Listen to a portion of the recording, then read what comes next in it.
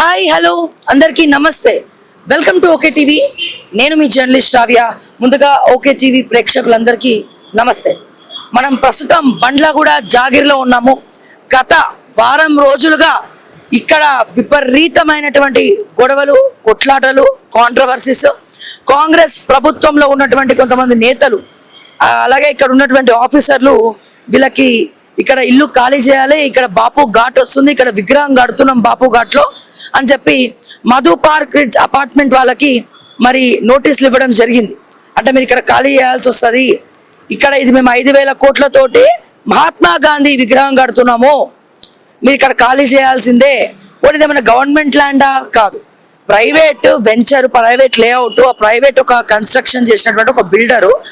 ఆ తర్వాత వీళ్ళు కొనుక్కున్నారు, దీంట్లో ఈఎంఐలు ఉన్నాయి, ఇప్పటికి కూడా చాలా మంది లోన్స్ నడుస్తున్నాయి అని చెప్పి వాళ్ళందరూ బాధపడుతున్నారు. మొన్న ఒక ముసలావిడ కూడా మమ్మల్ని వాళ్ళకి ఇంకా చాలా ఈజీ, ఒక పాయిజన్ పెట్టి చంపేసేయండి అని చెప్పి కూడా మాట్లాడిన వీడియో బాగా వైరల్ అయింది.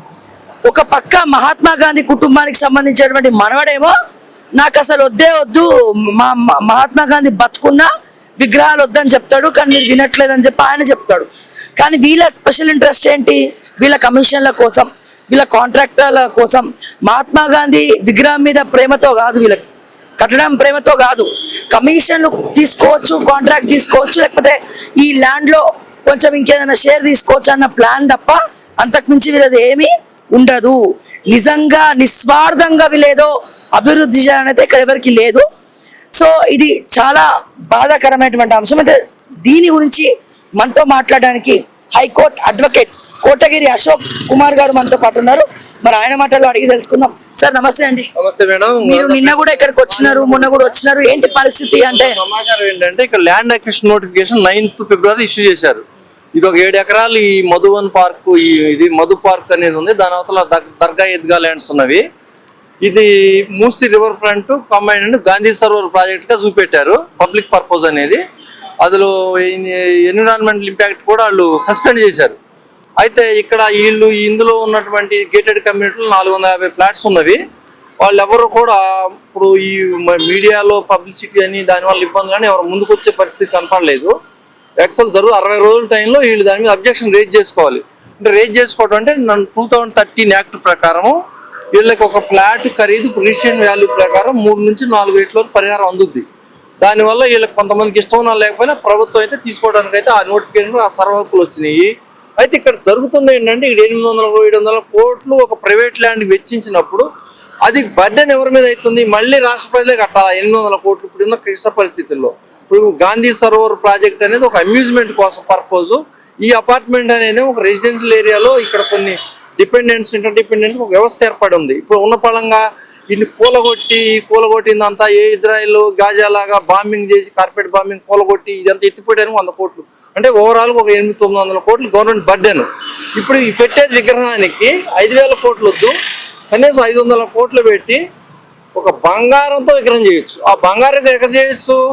ఒక డొనేషన్, ఒక బంగారం షాప్లో తల 1 గ్రామ్ అడుక్కుంటే కూడా 250 కేజీలు వస్తాయి. హైదరాబాద్లో గాంధీ కుటుంబానికి 50,000 కోట్లు ఇవ్వాలనేది ఒక ప్రోగ్రామ్ మాట్లాడుతున్నారు కదా.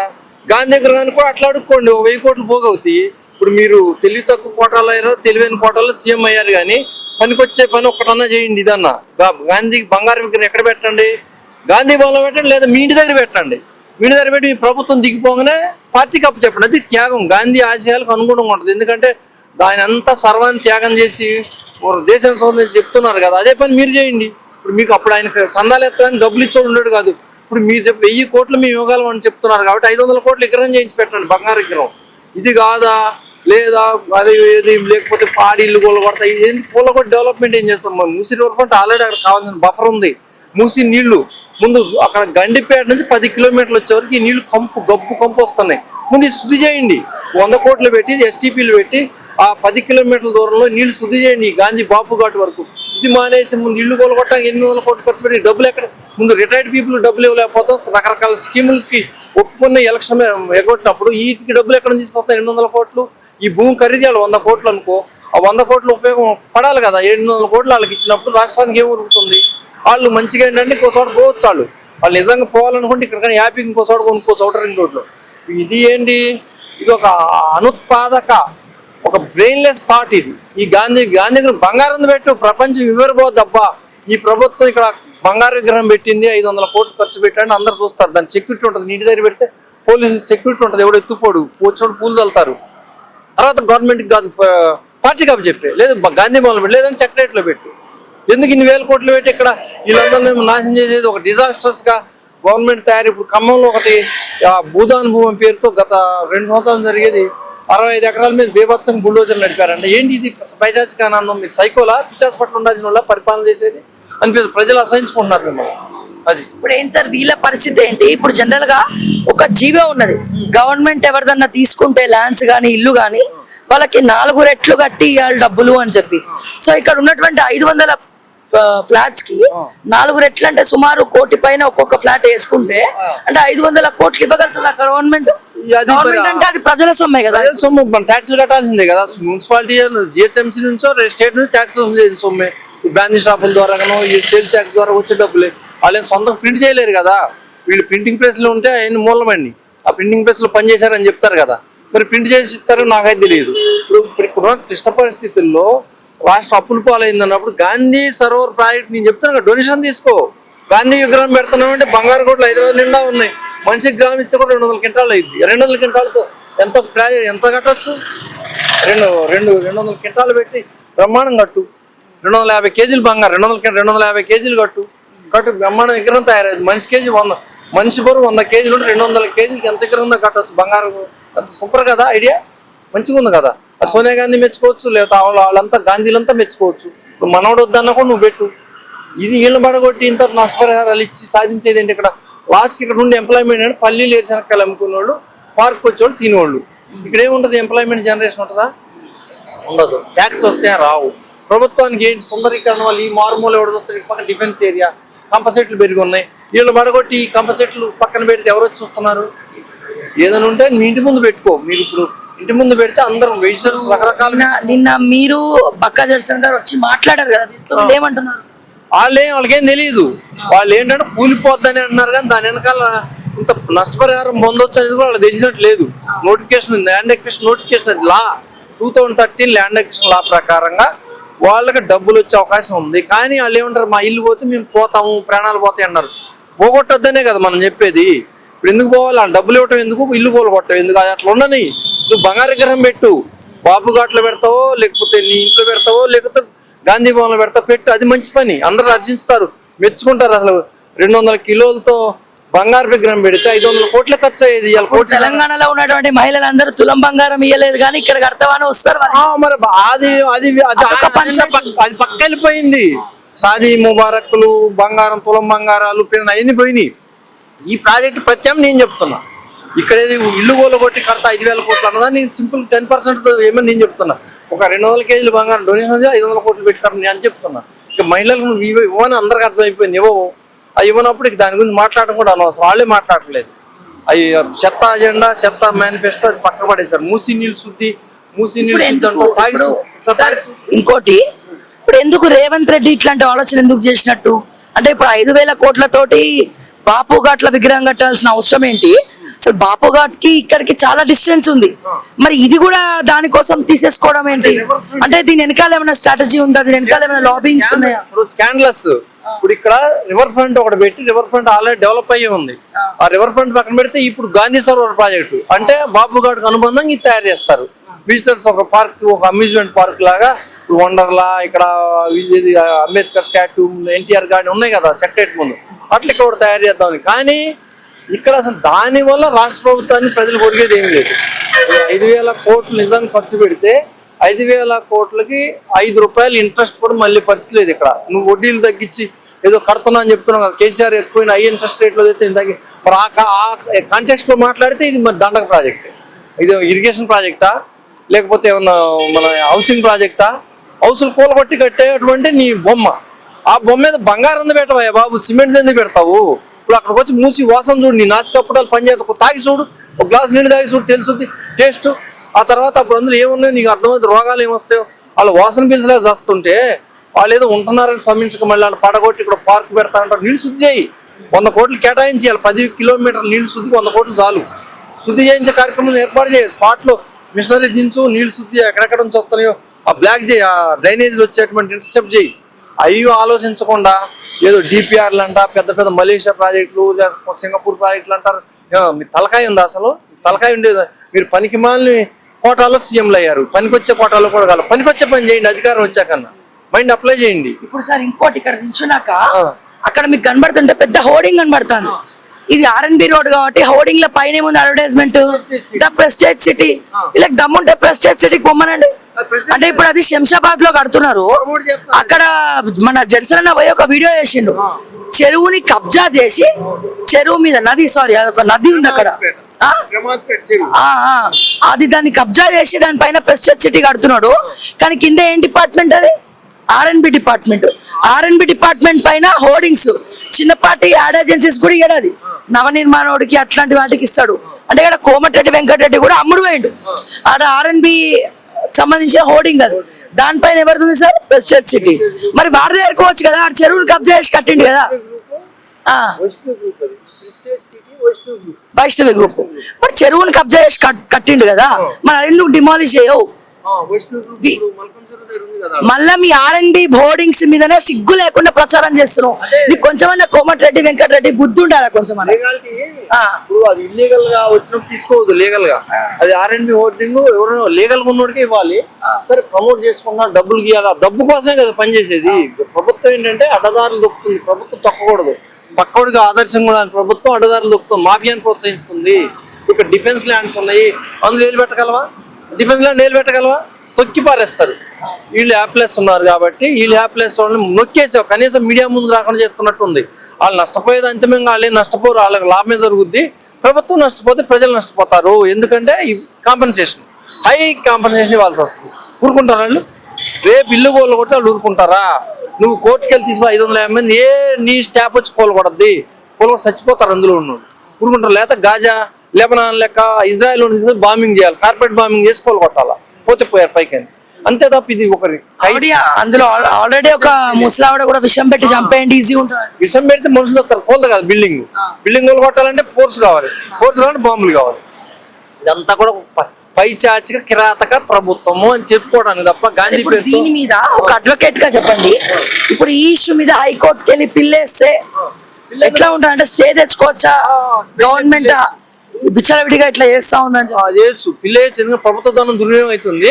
ఈ నోటిఫికేషన్ విరుద్ధం, అసలు చట్టానికి విరుద్ధం. అందులో land acquisition notification, land acquisition collector సంతకం పెడితే చాలు. గండిపేట తహసీల్దారు, ఆర్డీఓ, మరి చీఫ్ మినిస్టర్ కూడా పెడితే బాగుండేది. ఇంకా సంతకం ఆ నోటిఫికేషన్ ఒక రిడిక్యులస్ గా ఉంది. అంత అవసరం ఏముంది? ల్యాండ్ అక్విజిషన్ ఆఫీసర్ పెట్టి సరిపోద్ది కదా. వీళ్ళందరి పేరు శిలాపలకం మీద రావాలా?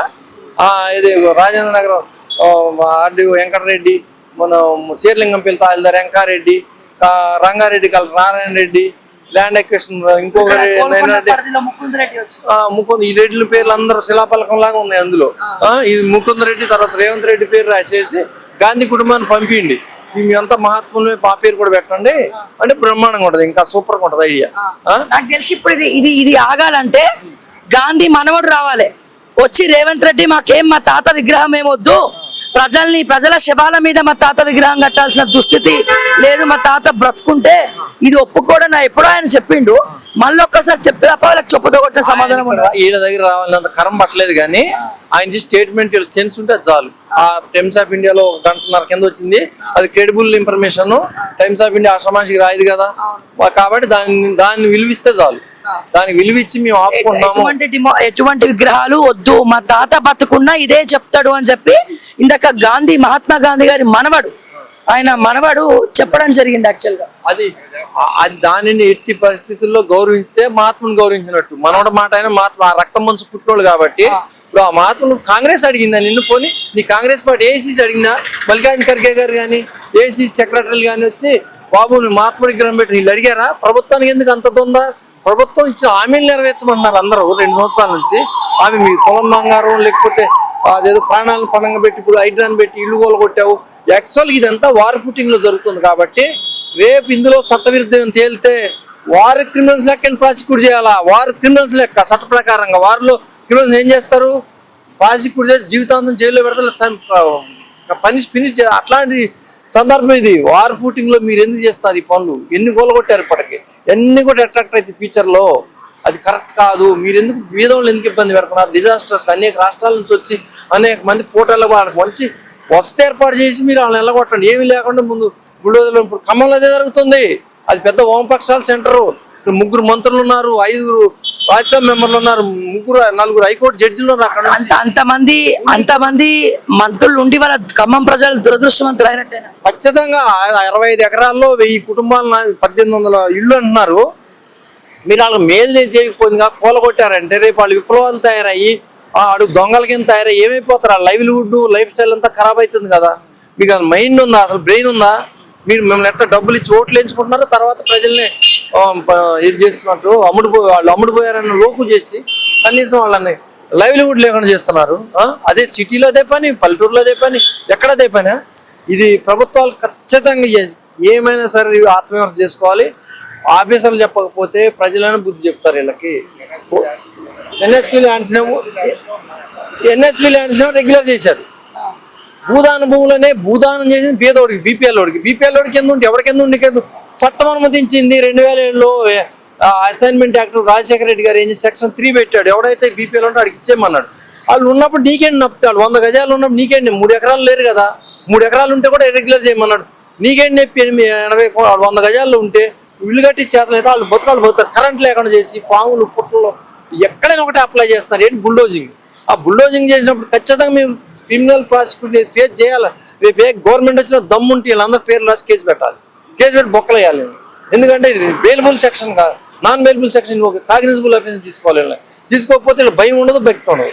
ఆ రెవెన్యూ ఎవడో అందరి పేర్లు దొరుకుతాయి. ఇప్పుడు ఈ నోటిఫికేషన్లో ఎవరి పేర్లు ఉన్నాయి, అక్కడ ఎవరి పేర్లు, అన్ని పేర్లు రాసుకొని పెట్టుకోవాలి. ఫైనల్ గా వీళ్ళ కోసం మీరు ఇచ్చే హామీ ఏంది సార్? వీళ్ళకి ఏమీ కాదు. ఎందుకంటే వీళ్ళు ఇంట్లో ఉన్న ఒకటే, బయటకు వచ్చిన ఒకటే. ఎందుకంటే ప్రభుత్వం ఎట్లా ఇప్పుడు 800 కోట్లు ఇవ్వడానికి సిద్ధంగా లేదని నేను అనుకున్నా. పూల కొడితే వాళ్ళు ఎట్లా బయటికి రారు ఇంట్లోంచి. ఇప్పుడు మనం వచ్చారా పూల కొట్టినారు వాళ్ళు. కాబట్టి ఎట్లా పూల కొడతారు? అంతమంది మనుషులు చంపుతారు, 1000 మంది మనుషులు చంపుతుంది ప్రభుత్వాన్ని. చంపితే అప్పుడు ఆ పాపం మరి వాళ్ళు ఎక్కడ తగులుద్దు అక్కడ తగులు. అది ఇప్పుడు రేకులు ఇల్లు వాళ్ళు అంటే బయటకు వస్తారు, భయపడి ఇల్లు ఇంకెళ్ళి ఏం పని? వీళ్ళు వస్తారా? పక్కా ఇల్లు ఇల్లు ఎందుకు వస్తారు? గేటెడ్ కమ్యూనిటీ సెక్యూరిటీ కూడా ఆగిపోతారు. వాళ్ళు చేశారంటే ఆ దుర్మార్గం అప్పుడు చూద్దాం. మరి కాదు, వీళ్ళకేం కాదు, హామీ ఇవ్వచ్చు. ఎందుకంటే వాళ్ళు పాపం అక్కడ మూసి వాసంలోనే బతుకుతున్నారు కాబట్టి అక్కడ బతకనిండాను. వాళ్ళని డిస్టర్బ్ చేస్తారు. ఆ నీళ్లు తాగి చూడు బాబు, వచ్చి ఆ నాసికాపుటాలు పనిచేస్తాం లేదు కానీ మాకైతే పనిచేస్తున్నాయి. నీకు నోటితో టేస్ట్ తెలితే కొంచెం గ్లాస్ నీళ్లు తాగి చూడు, ఆ మూసి నీళ్ళు అవి బాగు చేయడానికి చూడు ముందు ఆ కంపులో. అది చూసినప్పుడు దేశంతో బాగుపడ్డ. ఇక్కడ నుంచి శుద్ధి చేసుకుంటూ పోతే చాదరఘాటు, అమర్పేట, రామంతపూర్ వెళ్ళే వరకు అన్ని ఒక స్టేజ్ మీద చేసుకుంటూ వెళ్ళి ఎక్కడ కలుగుతుంది కోకాపేట మొత్తం ఏరియా అన్ని మురుగునీళ్ళే కలుపుకుంటూ ఓన్లీ గాంధీగ్రహం కట్టేస్తానంటే ఎట్లా? అది ఇట్టి పరిధిలో అబ్జెక్షనబుల్. ప్రజలకు తెలియపోవచ్చు, పట్టింపు లేకపోవచ్చు, కానీ కొంత మైండ్ ఉన్న వాళ్ళు ఉన్నారు, 1%, 0.1%. వాళ్ళందరూ కూడా ఇది ఖచ్చితంగా ఆక్షేపణీయ, వెరీ కండెమనబుల్, అబ్జెక్షనబుల్, వెరీ అన్లాఫుల్. అది సో ఎనీవేస్ విన్నారు కదా, ఇది పరిస్థితి. మీరు ఇక్కడ చూసినట్లయితే బండ్లగూడ జాగీర్ ఈ అపార్ట్మెంట్స్ మొత్తం కూడా డెమాలిష్ చేయాలి. ఎందుకంటే బాపు ఘాట్ కోసం ఇక్కడ 5000 కోట్లు పెట్టి మూసీ రివర్ ఫ్రంట్ సుందరీకరణ పేరుతోటి ఇక్కడ 5000 కోట్లతో విగ్రహం కట్టాలని చెప్పి రేవంత్ రెడ్డి నిశ్చయించుకున్నాడు. ఆధిపత్యం అంటాం కదా, ఏకచక్రాధిపత్యం నిర్ణయం అని చెప్పి. సో లోపల చూసినట్టయితే పక్కన ఈ బఫర్ జోన్ మూసీ నది మొత్తం కూడా మనకి ఇక్కడ కనబడుతుంది. ఇక్కడ నుంచి అంటే బ్యాక్గ్రౌండ్ మొత్తం కూడా అదే ఉంది. బట్ ఫైనల్ గా ఆల్రెడీ ఈ రోజు పొద్దున మనం రేవంత్ రెడ్డి కావాలంటే నీ ఇంట్లో కట్టుకో విగ్రహము, ఇక్కడ వద్దని చెప్పడం జరిగింది. ఇప్పుడు సార్ కూడా అదే చెప్తా ఉన్నారు, అదే మాట్లాడుతూ ఉన్నారు వాళ్ళు. కాకపోతే ఇప్పుడు మరి ఏమైందో తెలియదు, వాళ్ళని ఏమైనా భయపెట్టిందా గవర్నమెంట్, లేకపోతే అన్ని ఛానల్స్కి ఇంటర్వ్యూ ఇస్తుంటే వాళ్ళని అంటే బయటికి రానియకుండా అష్టదిగ్బంధనం చేసినా తెలియదు, కానీ సెక్యూరిటీ ఇక్కడ ఆపేస్తున్నారు. బయటికి వచ్చే ప్రసక్తి కూడా కనబడట్లేదు, మాట్లాడే ప్రసక్తి కూడా కనబడట్లేదు. మరి ఏమైందో, మరి ఏ రకంగా గవర్నమెంట్ వాళ్ళని బ్లాక్మెయిల్ చేస్తుందో మరి ఇక గవర్నమెంట్ విజ్ఞతకే వదిలేస్తున్నాము. బట్ ఏదేమైనా ప్రజల జోలికి వస్తే ప్రజలకి అనుకూలంగా కాకుండా ప్రజలు చావు కోరుకున్నట్లయితే ఆ గవర్నమెంట్ ఏది కూడా నిలబడదు. అతి త్వరలో మీ గవర్నమెంట్ పడిపోవడము ఖాయము అని చెప్పి, ఇది ఒక్కటే కాదు, ఇప్పుడు సార్ చెప్పినట్టు ఖమ్మంలో ఇంకా ఘోరమైనటువంటి పరిస్థితి. ఇంకా అంతమంది మంత్రులు ఉండి కూడా వేస్ట్. వాళ్ళు మంత్రులు కాదు, వాళ్ళు కంత్రులు అని ఎప్పటి నుంచో చెప్పుకుంటూ వస్తున్నా. ఇప్పుడు వాళ్ళ బతుకులు కూడా రోడ్డు మీద పడే పరిస్థితి వచ్చింది. సో ఇకనైనా తెలంగాణ ప్రజలందరూ కూడా గమనించుకోవాలి ఏది మంచి ఏది చెడు అనేది. అవి మీ దాకా రాకుండా మాత్రం చూసుకోకుండా ఇళ్ళని ఇట్లా చేతిలో పట్టుకొని బతికే పరిస్థితి వచ్చింది ఇప్పుడు ఈ రోజులలో. కాబట్టి సో దయచేసి తస్మాత్ జాగ్రత్త అని మరొకసారి తెలియజేస్తూ, ఖమ్మంలో ఖానాపురం హవేలీ, పోలేపల్లి, వెలుగుమట్ల ఇటువంటి రెవెన్యూ గ్రామాల్లో ఎన్ఎస్పీ ల్యాండ్స్ 250-300 ఎకరాలు ఉన్నాయి. ఇప్పుడు మరి రెవెన్యూ మంత్రి కూడా అక్కడ నుంచి రిప్రజెంట్ చేస్తున్నాడు. అవి రికవరీ రిజ్యూమ్ చేసుకోకుండా వాళ్ళు మరి ఈ ఓన్లీ బీదల భూదాన భూమి మీద ఎందుకు పడ్డారనేది కూడా చాలా చాలా అబ్జెక్షనబుల్. అక్కడ ఇప్పుడు ఆ డిజాస్టర్స్ బీదోళ్ళ మీద చూపెట్టే బదులు మరి ఈ భూములు ఎన్ఎస్పీ ల్యాండ్ కబ్జా చేసిన అందులో వీళ్ళు కూడా ఇన్వాల్వ్ అయ్యి చర్యలు తెచ్చుకున్నారు. వీళ్ళు కళ్యాణ మండపాలు ఉన్నాయి అందులో, దాని మీద చర్యలు తీసుకోండి. అది కూడా ఒకటి చాలా ఇంపార్టెంట్. దీంతో పాటు అది కూడా ఒక క్వశ్చనబుల్. ఖమ్మంకి హైదరాబాద్కి లింకు, ఈ రెండు కూడా ఇప్పుడు అక్కడ జరుగుతుంది. ఏంటంటే ఆడిట్ మేము ఏదో ఫోరెన్సిక్ ఆడిట్ సిరిసిల్లలో చేయించాం, సిద్దిపేటలో చేయించాం. సిద్దిపేట సిరిసిల్ల ఎందుకు? ఖమ్మం జిల్లాలో చేయించు, కొత్తగూడెం జిల్లాలో చేయించు. ఎవరికి పాస్బుక్లు వచ్చినాయి, ఎవరికి వచ్చినాయి? దమ్మపేట మండలంలో ఎవరెవరికి వచ్చినాయి? 1/70 ఏరియాలో షెడ్యూల్ నిబంధనలు ఉల్లంఘించి పాస్బుక్లు తీసుకునేవారు నీకు తెలుసు. నీ రెవెన్యూ మంత్రి నిమిషంలో తెలుసుకోవచ్చు.